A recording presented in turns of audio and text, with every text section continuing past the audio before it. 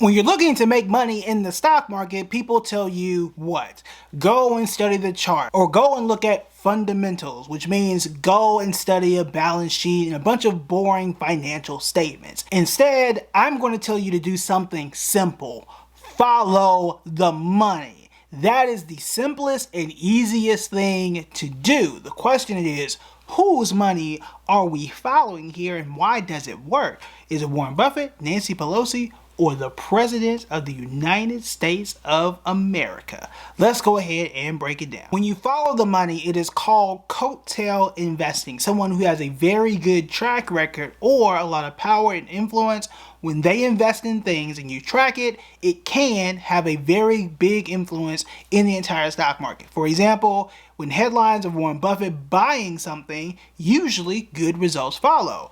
Nancy Pelosi also has a pretty good track record of investing. What she buys, good results usually follow. Well, what about the President of the United States? He is the first modern president who does not have a blind trust, which means he has to disclose what stocks he owns. And we know exactly what those stocks are and how well they've done year to date. So let's go ahead and discuss what they are, whether or not we should invest in them, and if they have done any good. So start at the bottom in terms of how much he has invested and work our way up. So starting at the bottom is a stock I do like, and that is Broadcom. The stock symbol is AVGO. Year to date, time I'm doing this video, it's up 16%. I talked about Broadcom a bunch of times. I talked about it a whole bunch last year, so I don't think I need to go too deep into detail for that one. Next here is a major investor that we do talk about quite often, and that is Warren Buffett. Someone at times I do like to follow. I like to see what he does invest in. This is his company, obviously. BRKB is the ticker symbol there. The stock is only up 5%.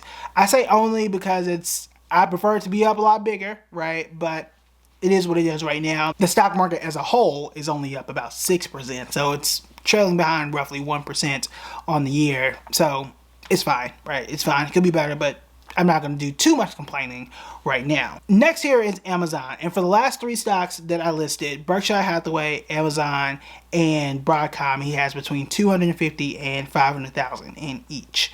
I can argue for Amazon that you can do better than just 2%.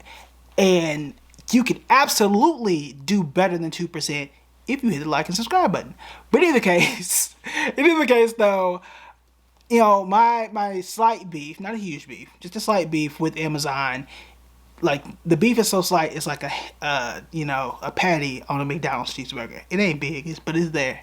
But in either case, the problem with me and Amazon is I don't think its performance is what it used to be. Like, it's not, 20, 30%. Not that you should just expect that type of return, but you can get 3 times more with an index fund. But for example, again, the stock market as a whole is giving you 6. So it's a 3x return by just investing in an index fund than Amazon right now. We'll see what happens by the end of the year. Okay, so I'm not saying Amazon is trash. I'm just saying, hey, you can be upgraded by doing something that is less stressful and has much less risk. And it shouldn't be that way. If I'm going to take on more risk, I should have a much bigger payday.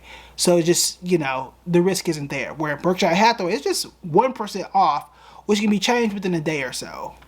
It can be changed by the time this video is over. So, again, I'm not sour on Amazon. I just feel like it can do better. And Amazon in the last 3 or 4 years just hasn't been amazing. The next 3 stocks are from $500,000 all the way up to $1 million. And we start off here with Nvidia. Nvidia is up 19% on the year. Goes back to Amazon. What are you doing? Though they're not, the same company. But Nvidia is very simple. We've talked about it. I think everybody knows what Nvidia does. So I'm not going to spend too much time here. As we move up, we do have Microsoft. Microsoft is up 18%, which is a little surprising to me.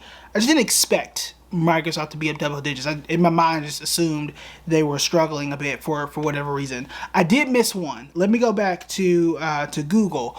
Google is down. Google is in the $250,000 to $500,000 category. So I took a lot of time to talk about Amazon. Google is a bit worse. Now, we can double check this, but if I were to compare Google and Amazon side by side over the last 2, 3, 4, 5 years, I would venture to bet that Google has a better track record. That's just a guess. Just throwing it out there. But we'll see. In either case, year to date, Microsoft up 18%, which is quite solid. Again, surprise to me. Didn't think Microsoft was doing that well. Glad I still own it, but definitely in the back of my mind and back of my portfolio, it is still there. The next stock on here isn't surprising, at least it shouldn't be, because it is still a very American-made company per se, even though they're in the tech space. It's Apple. They're still in the $500,000 to $1 million category, but Apple is down about 17% year to date. I think one of the biggest issues with Apple is their focus. Apple has been more of a hardware company, you know, iPhone, MacBook, stuff like that, and they haven't really been great on software, at least in my view of the company. And we have shifted to the hardware phase. That is their problem. We are all into not just the physical device that I'm holding, right? We're not so much on the physical device I'm holding in my hand. It's more so, what does it do in the inside, and how helpful can it be, right? You can only add but so many cameras on it.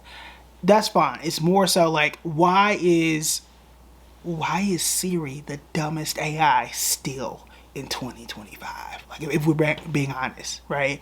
If I ask it to, you know, if I ask it a question, instead of answering it, it's gonna give me search results for something.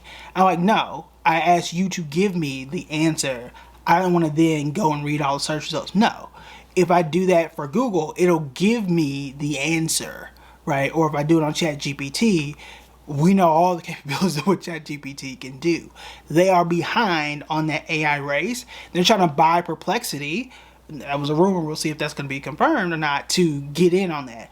Why didn't you do that a year and a half ago? Why are y'all behind on this? And are they going to be able to catch up? They're on the streaming, you know, train, but I mean, who's watching any of the Apple streaming shows? I know 2 people in my life and almost nobody else. They bought F1 to stream some stuff, but I feel like they're gonna buy it, put it on their streaming service, and just gonna go there to die. I think it's a long tail platform where they're hoping a lot of their competitors are gonna fall off and they're gonna be, you know, one of the last 2 or 3 standing because they got the money. But I don't know. I can't sit here and say they're going to be the next Target, but it kind of feels that way, where they are like a good, nice, clean brand, but they haven't done anything in quite a while. So I'm holding out on this Perplexity deal, because that could be a game changer where the devices can be smarter and do more stuff. But right now, it's not really clicking. Then we move on to his biggest holding, which I think makes sense, right? It is DJT. He has $2.3 billion in this company. Unfortunately, though, it's probably tanking his entire portfolio because it's down 46% just year to date. Now, I haven't been a fan of the stock. I mean, it's primarily just a social company. It was more of a meme stock, but again, just being objective here, what company that's down 46%, nearly 50%, have I ever been a fan of investing in on this channel? Ever? The answer is 0. Exactly 0. That's just not my style, okay? I don't invest in things that are jumping off cliffs. Now, if things were to reverse and was up 50%, then I'd be a lot more excited. And then we can talk about it at that point in time. But right now, that answer is absolute no. Of the stocks, though, that he does have, which ones am I more inclined for? I mean, I think it's relatively obvious, but I would say all of these stocks are quite obvious and quite well known, which doesn't make it a bad thing. It's Nvidia, it's Microsoft, and it's Broadcom. Those are the ones I would zoom in on. But I would say that we have stocks that are a lot better, some of which that do pay dividends. If you want to know what those stocks are, then you want to check out this video right here.